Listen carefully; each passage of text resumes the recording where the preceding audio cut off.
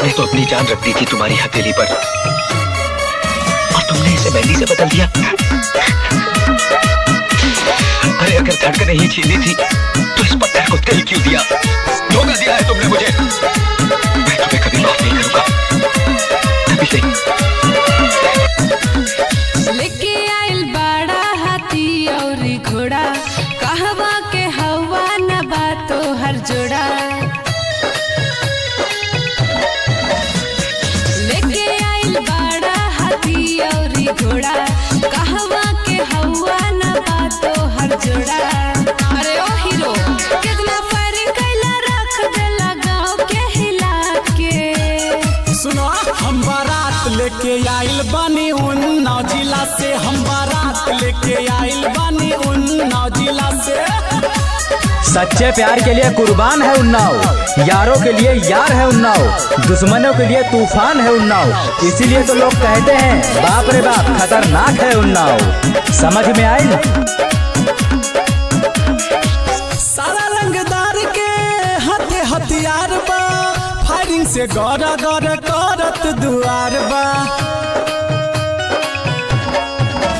बड़ी दल बल आहिल बड़ा साज के, ई बारात हवे कौना रंगदार के। लेके माहौल बना देले बाड़े चिल्ला के। हम बारात लेके आइल बानी उन्नाव जिला से, हम बारात लेके आइल बानी उन्नाव जिला से। हम किसी दूसरे की अमानत है।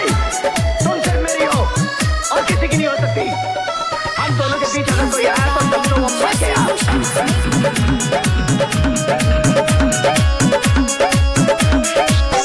ऐसन काके कर जा जाए काम हो, जिंदगी भर ली गाँव तोहर नाम हो।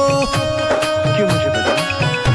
क्यों बनाया मुझे? बड़ी बढ़ चढ़ बोला तारा बतिया, जन्हा के हवा का संगतिया। किसी दीवाना महस जैबा का तबाही मचा के।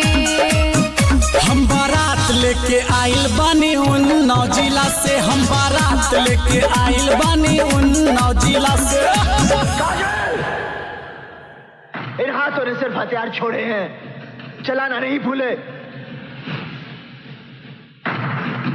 अगर इस चौखट पर बारात आई तो डोली की जगह उनकी अर्थियां उठेगी और सबसे पहले अर्थी उसकी उठेगी जिसके सर पर सहरा होगा।